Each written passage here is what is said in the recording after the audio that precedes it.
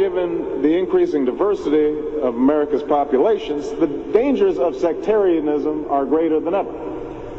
Whatever we once were, we are no longer a Christian nation, at least not just. We are also a Jewish nation, and a Muslim nation, and a Buddhist nation, and a Hindu nation, and a nation of non-believers. And even if we did have only Christians in our midst, if we expelled every non-Christian from the United States of America, whose Christianity would we teach in the schools?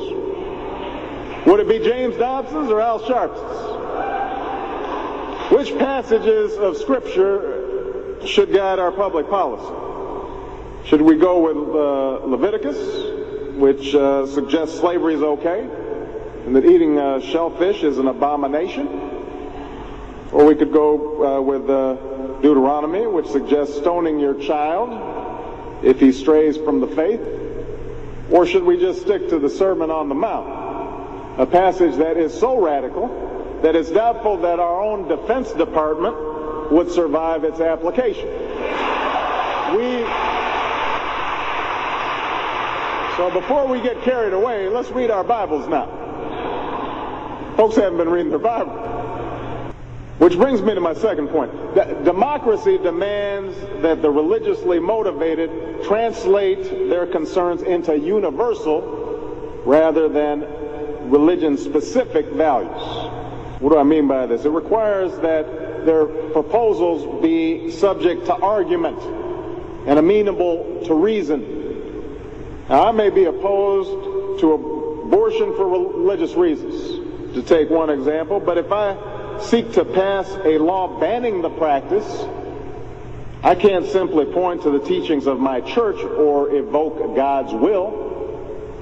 I have to explain why abortion violates some principle that is accessible to people of all faiths, including those with no faith at all. Now, this is going to be difficult for some who believe in the inerrancy of the Bible, as many evangelicals do. But in a pluralistic society, we have no choice.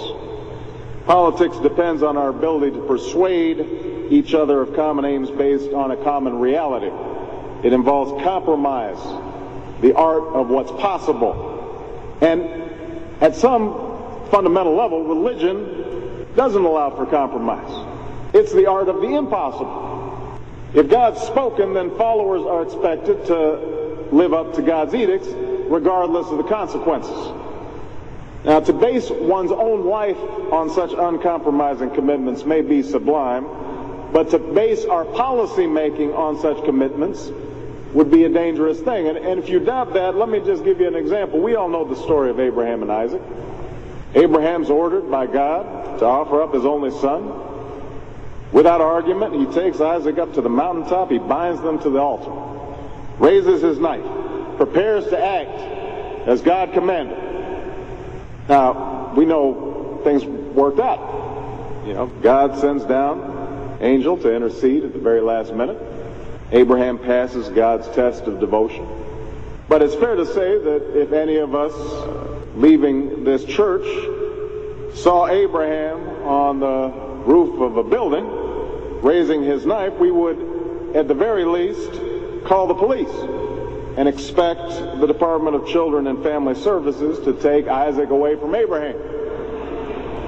We would do so because we don't hear what Abraham hears. We don't see what Abraham sees. And so the best we can do is act in accordance with those things that we all see and that we all hear, be it common laws or basic reason. So we have some work to do here. But I am hopeful that we can bridge the gap that exists and overcome the prejudices that all of us to one degree or another bring to this debate. And I have faith that millions of believing Americans want that to happen. No matter how religious they may be or may not be, people are tired of seeing faith used as a tool of attack.